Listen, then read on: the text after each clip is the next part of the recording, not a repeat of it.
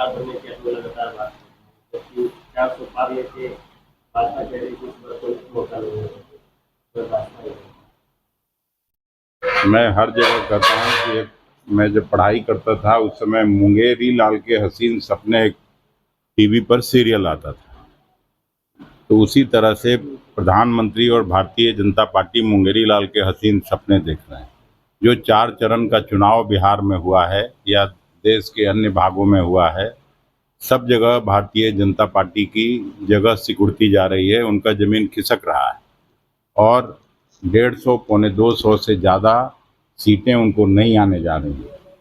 और दूसरी तरफ कांग्रेस पार्टी, राष्ट्रीय जनता दल और वाम दलों का जो यहाँ गठबंधन है और पूरे देश में जो 26 दलों का गठबंधन है, पूरा साउथ इंडिया चले जाइए, केरला में 20 में भारतीय जनता पार्टी 0, तमिलनाडु में 39 में 0, आधी से ज़्यादा सीटें कर्नाटक में कांग्रेस पार्टी जीत रही है, आधी से ज़्यादा सीटें 12 से लेके 15 तक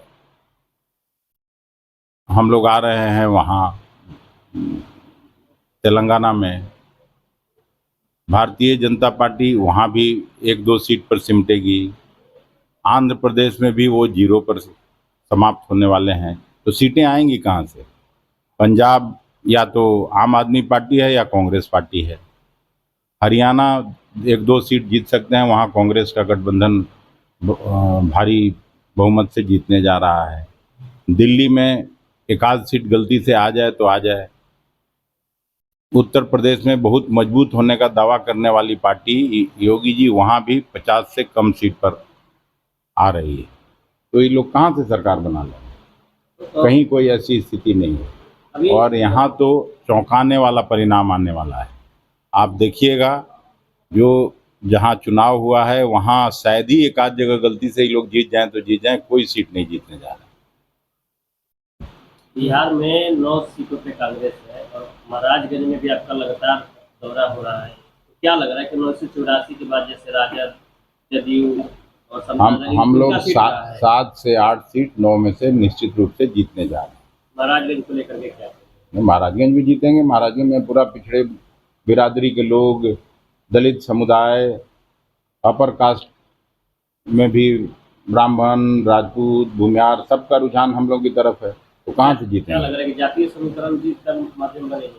जातीय समीकरण के आधार पर जीत? इस बार पार्टियां चुनाव नहीं लड़ रही हैं, ये आप लोगों को समझना पड़ेगा। इस बार सीधे तौर पर भारतीय जनता पार्टी की सरकार से बिहार की जनता चुनाव लड़ रही है। तो जब जनता चुनाव लड़ने लगती है तो उसमें जाति पाति धर्म संप्रदाय का बंधन टूट जाता है। राम मंदिर और मोदी की गारंटी को लेकर क्या कहते हैं? मोदी की गारंटी हवा हवाई है। अगर गारंटी पर किसी को भरोसा है तो वो राहुल गांधी और खड़गे जी के गारंटी पर भरोसा है, जो लगातार 4000 किलोमीटर की लंबी दूरी उन्होंने दक्षिण से उत्तर की ओर, कन्याकुमारी से कश्मीर तक की, फिर पूरब से पश्चिम की जो 6.5 किलोमीटर की यात्रा थी वो उन्होंने की इम्फाल से बम्बई तक, और उसमें जो लाखों करोड़ों नौजवानों से मिले, लाखों करोड़ों महिलाओं से मिले, लाखों करोड़ों मजदूरों से मिले, लाखों करोड़ों किसानों से मिले, उसके बाद उन्होंने न्याय पत्र का घोषणा किया है और दस्तखत करके दिया है। कहीं भी कांग्रेस की गारंटी में आप देखिएगा राहुल जी का हस्ताक्षर है, खड़गे साहब का हस्ताक्षर है। उसमें युवा न्याय की बात की गई है। अप्रेंटिसशिप के तहत हर युवा को 1 लाख रुपया साल में दिया जाएगा। हर महिला को, गरीब महिला को 1 लाख रुपया देने का वायदा है। हर किसान को न्यूनतम समर्थन मूल्य पर कानूनी गारंटी देने की योजना है। मनरेगा में काम कर रहे श्रमिकों को 400 रुपया प्रतिदिन हम लोग देने का निश्चय किया है। जो जिसकी संख्या जितनी है उस अनुपात में सरकार में नौकरियां और सब कुछ सुरक्षित होंगी। तो हम लोगों का महाराजगंज बीजेपी के जो प्रभारी हैं वो आपके द्रोही का आरोप लगा रहे हैं। मतलब कल उन्होंने एक मतलब बयान दिया है, शशि रंजन सिंह बोले कि मैं उनके पड़ोसी हूँ, उन्हीं के जिले से हूँ। पता नहीं, मैं तो आज तक नाम नहीं सुना कौन है ये शशि रंजन। चुनाव प्रभारी है महाराज। अब कोई प्रभारी हो, हमको तो नहीं लगता कि बिहार में कोई उनको जानता है। कह रहे थे कि बिहार सरकार जब थी, राबड़ी देवी की सरकार थी लालू यादव की, उस समय आप मंत्री थे और भूमिहारों का खुलेआम कत्ल किया जा रहा था। आज कुल याद आया उस दिन कहा। पता नहीं, उस समय तो अमीर दास आयोग बना था और हम पर रणवीर सेना होने का आरोप लगाया गया था। अब ये उस समय शशि रंजन जी पैदा हुए थे कि नहीं ये तो मुझे नहीं मालूम, लेकिन उनकी पार्टी के भी कुछ लोगों पर जांच चला अमीर दास आयोग का। हम पर भी, हम बिहार सरकार के मंत्री हुए, उस जांच का सामना हमने भी किया है। तो उस समय तो दूसरा आरोप था हम पे और आज दूसरा ये है। शंकर दुबे के पुत्र सत्यम दुबे भाजपा में शामिल हो रहे हैं। आपके कांग्रेस के विधायक हैं पूरे तो ये तो रोज भारतीय जनता पार्टी के कल दर्जनों लोग आए हैं मेरे यहाँ। तो चुनावी मौसम है, इसमें आया राम गया राम होता ही है, जिसको जहाँ जाना है जाए। लेकिन वर्तमान की सरकार है वो कह रही कि 5 सालों में 5 प्रधानमंत्री हुए, इनका प्रधानमंत्री तय नहीं कि कौन होगा, इसको लेकर के क्या कहेंगे? अरे भाई, कांग्रेस पार्टी देश को आज़ाद कराने वाली पार्टी है और 75 साल में अगर 10, 12, 15 साल हटा दीजिए तो बाकी तो सब कांग्रेसी राजपाट किया है।